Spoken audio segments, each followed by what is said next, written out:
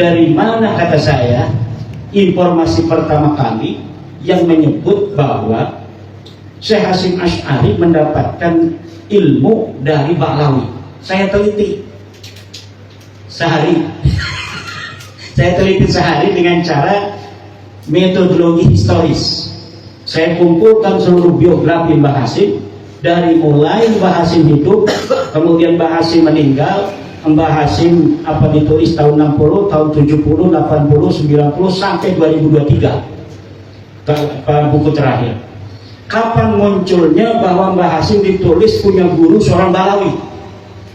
Ketika Mbah Hasyim hidup, tidak ada kitab satu pun Mbah Hasyim yang menerangkan beliau punya guru Ba'lawi.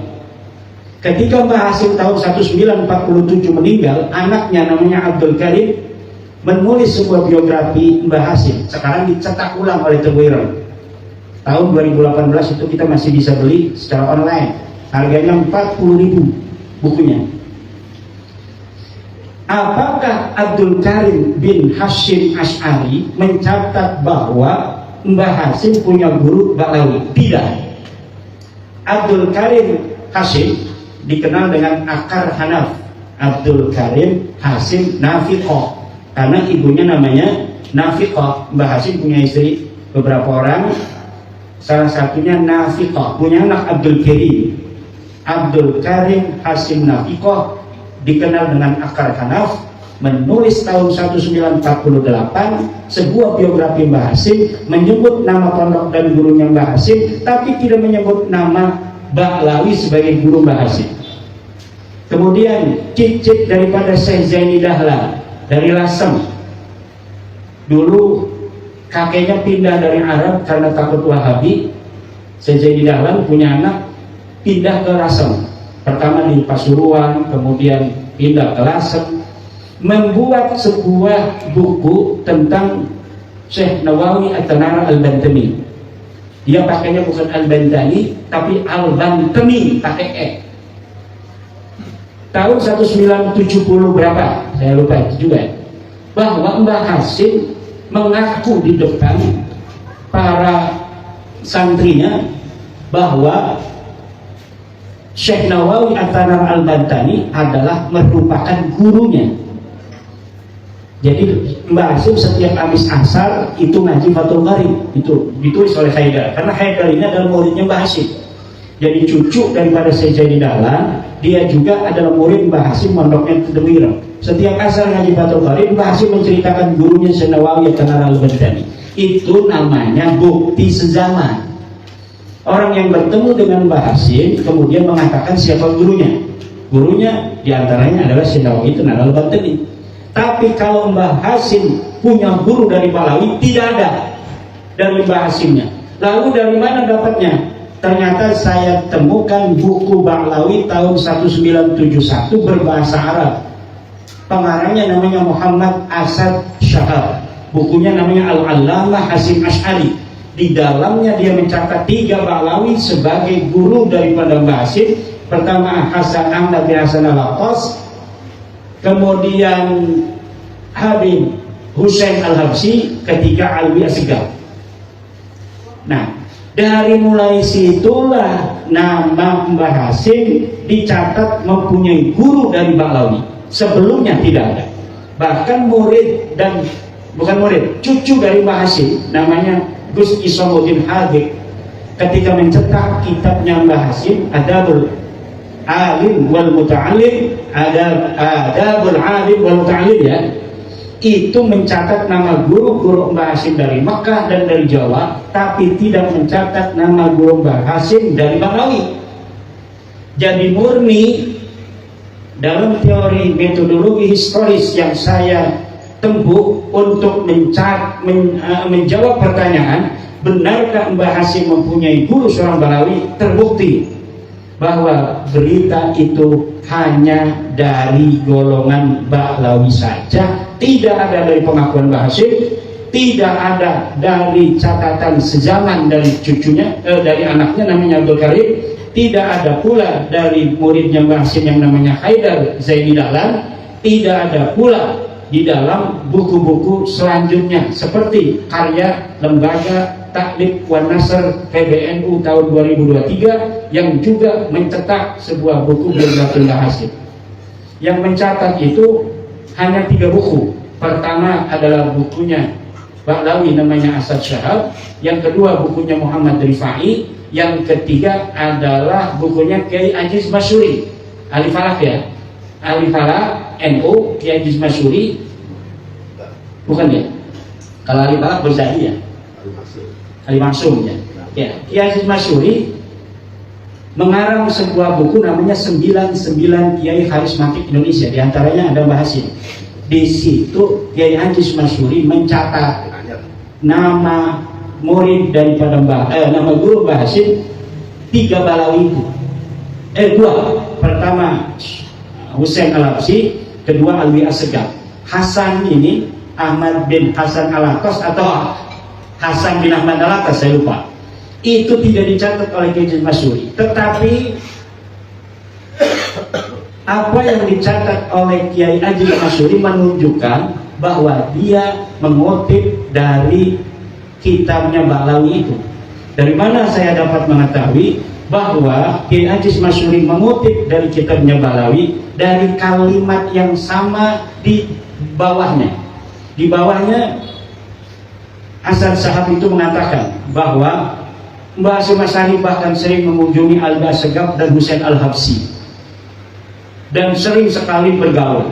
Kemudian Kiai Aziz Masyuri juga sama, ada kalimat kembar seperti itu. Itu menunjukkan bahwa Kiai Aziz Masyuri hanya mengutip dari Ba'lawi.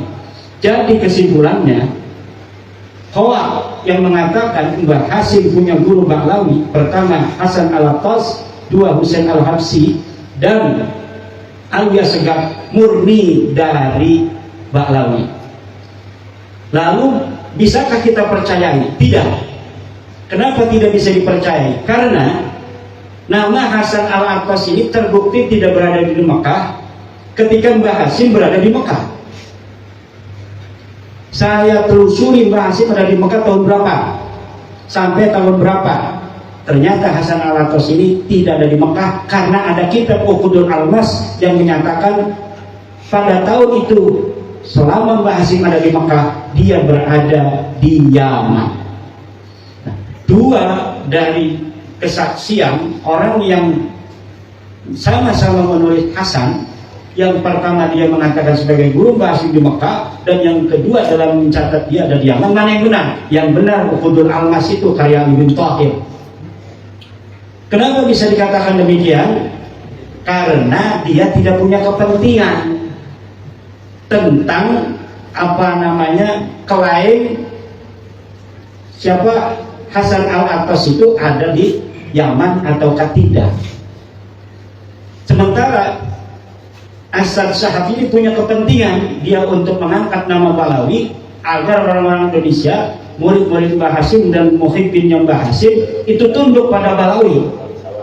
Dengan mengatakan apa? Dengan mengatakan bahwa Mbah Hashim mempunyai guru dari Ba'lawi agar orang yang mencintai Mbah Hashim, seluruh orang NU juga cinta Ba'lawi. Padahal itu hanya hoak belaka, tidak ada dalilnya, dan ini bisa dikonfrontasi. Siapa yang mau bisa jawab itu dari Kibin-Kibin? Bahkan di Tebuireng Online saja mencatat itu 3 orang. Jadi Tebuireng Online tahun 2023 mencatat nama guru Mbah Hashim 3 ini. Dari mana dia mendapatkan berita itu? Mendapatkan berita itu dari Ba'lawi. Namanya Muhammad Asad Syahab, seorang wartawan. Dia satu masa dengan Mbah Hashim. Ada yang mengatakan bisa jadi dia mewawancarai Mbah Hashim karena dia pernah bertemu Mbah Hashim sekali. Karena dia seorang wartawan.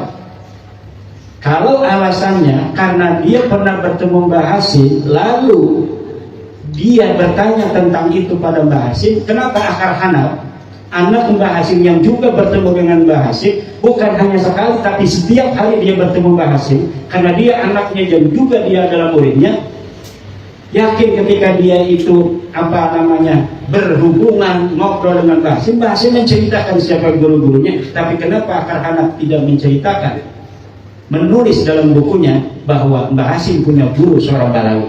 Jangan seorang, jangan 3 orang, seorang aja yang nyatet.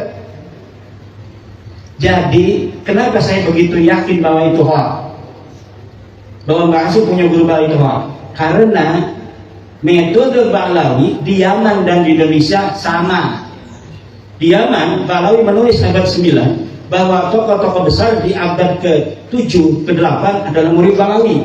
Padahal Balawi belum ada di Yaman. Dia ada di Yaman pada abad ke-8 terakhir, pada abad ke-8 akhir tahun 700-an Hijriah. Sementara orang-orang yang diklaim itu sebelum abad itu diklaim katanya sebagai murid Balawi. Bagaimana murid Balawi? Orang-orang yang diklaim sebagai luhurnya adalah orang-orang fiktif belaka, tidak ada sejarahnya di Yaman.